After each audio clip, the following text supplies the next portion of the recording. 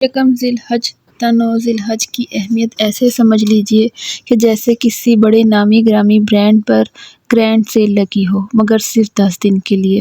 بس یہ اللہ کی طرف سے اجر و ثواب اکٹھا کر لینے کی سیل ہے، جو جتنا چاہے سمیٹ لے، کیونکہ اللہ تعالیٰ کے نبی صلی اللہ علیہ وسلم نے بتا دیا کہ ان ایام میں کیا ہر نیک عمل مقبول ہے، بشرطیہ اخلاص نیت کے ساتھ کیا ہو اور فقط اللہ کی رضا کے لیے کیا گیا ہو۔ ہمیں ہر نیک عمل کرنے سے پہلے اپنی نیت درست کرنی ہے کہ یہ کام صرف فقط اللہ کے لیے کیا جائے، اللہ کی رضا کے لیے کیا جائے۔ تو نبی کریم صلی اللہ علیہ وسلم نے فرمایا، ان دنوں میں کیا جانے والا ہر نیک عمل مقبول ہوگا، بس یہ کہ اخلاص نیت کے ساتھ اللہ کے لیے کیا جائے۔ یکم ذی الحج تا 9 ذی الحج تک مسلسل یا پھر حسب استطاعت روزے رکھیں، کیونکہ آپ صلی اللہ علیہ وسلم نے فرمایا، ان دنوں میں رکھا گیا ہر روزہ 1 سال کے روزوں کے برابر اجر و ثواب رکھتا ہے۔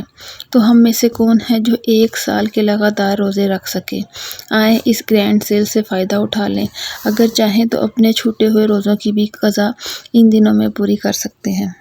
جو حج پر نہیں جا سکے وہ عرفہ کے دن روزہ رکھیں۔ آپ صلی اللہ علیہ وسلم سے جب عرفہ کے دن کے روزے کے بارے میں پوچھا گیا تو آپ نے فرمایا، مجھے اللہ سے امید ہے کہ اس دن کا روزہ تمہارے اگلے 1 سال کے گناہ اور تمہارے پچھلے 1 سال کے گناہوں کا کفارہ ہوگا۔ 9 ذی الحج یعنی عرفہ کے دن کا روزہ اگلے اور پچھلے 1 سال کے گناہوں کا کفارہ ہے، اس لیے اگر کوئی باقی روزے نہ رکھ سکے تو کم از کم یہ روزہ ضرور رکھے۔ کثرت سے قرآن پاک کی تلاوت کیجیے، سمجھ کر پڑھنے کی کوشش کریں۔ اگر ایک دن میں 3 پاروں کی روٹین بنا لیں تو انشاءاللہ ان ایام میں ہم ایک قرآن مجید پڑھ لیں گے۔ فرض نمازوں کی پابندی اور اول وقت میں پڑھنے کی کوشش کریں۔ نوافل کا اہتمام کریں، کثرت سے سجود کریں اور استغفار کی کثرت کریں۔ ان 10 دنوں میں بلا ناغہ صدقہ کرنے کی کوشش کریں، چاہے کسی کو کسی کی خیر خواہی کا مشورہ ہی دینا کیوں نہ ہو، کیونکہ یہ بھی صدقہ ہے۔ ان ایام میں عیادت اور تیمارداری کا اہتمام ضرور کریں، کسی کی پریشانی دور کر دیں، کسی سے ہمدردی کے بول لیں۔ اس کے علاوہ ان دنوں میں کثرت سے اللہ کی تسبیح یعنی سبحان اللہ، تمہید یعنی الحمدللہ، تحلیل یعنی لا الہ الا اللہ اور تکبیر یعنی اللہ اکبر کہیں۔ آپ صلی اللہ علیہ وسلم نے فرمایا، اس روئے زمین پر جتنی چیزوں پر سورج کی روشنی پڑتی ہے، مجھے ان سب چیزوں سے زیادہ محبوب ہے کہ میں ایک بار کہوں سبحان اللہ والحمدللہ ولا الہ الا اللہ واللہ اکبر۔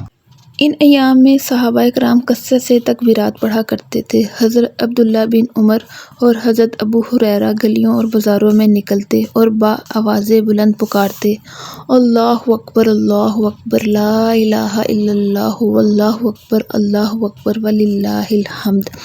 یہ پکار سن کر باقی لوگ بھی تکبیرات پکارتے، حتیٰ کہ گلیاں اور بازار اللہ اکبر کے نعروں سے گونج اٹھتے۔ یقیناً اللہ چاہتا ہے کہ اس کے بندے اس کی کبریائی اور اپنی بندگی کا اعلان کریں، لہٰذا چلتے پھرتے اٹھتے بیٹھتے ہم سب کو یہ تکبیرات ورد زبان رکھنی چاہیے۔ اپنے گھر کے مردوں اور بچوں کو تلقین کرنی چاہیے کہ وہ بھی صحابہ کی سنت کو زندہ کرتے ہوئے، مساجد میں جاتے ہوئے، گلیوں اور بازاروں سے گزرتے ہوئے کثرت سے آواز بلند تکبیرات پکاریں۔ ہم خواتین کو بھی چاہیے کہ اپنے گھروں میں پست آواز میں چلتے پھرتے اور دوران کام کاج تکبیرات پڑھیں۔ جو لوگ قربانی کا ارادہ رکھتے ہوں وہ ذی الحج کا چاند نظر آنے سے قبل اپنے ناخن اور بال ترشوا لیں۔ چاند نظر آنے کے بعد قربانی سے قبل یہ کام کرنا مکروہ ہے۔ آپ صلی اللہ علیہ وسلم نے فرمایا، جتنی بار دل کے یقین کے ساتھ لا الہ الا اللہ پڑھا جاتا ہے اتنی بار جنت کی خوشخبری دی جاتی ہے۔ سبحان اللہ۔ راوی کہتے ہیں کہ ایک دن جاڑے کی سردیوں کی صبح آپ صلی اللہ علیہ وسلم اپنے ساتھیوں کے ساتھ تھے اور آپ کے ہاتھ میں ایک عصا تھا۔ آپ ایک درخت کے نزدیک سے گزرے تو آپ صلی اللہ علیہ وسلم نے اپنی لاٹھی سے اس درخت کے خشک پتے جھاڑے اور گرائے اور فرمایا، جیسے اس درخت کے خشک پتے جھاڑنے سے جھڑتے ہیں ویسے ہی مومن کے گناہ جھڑتے ہیں جب وہ ایک بار کہتا ہے سبحان اللہ والحمدللہ ولا الہ الا اللہ واللہ اکبر۔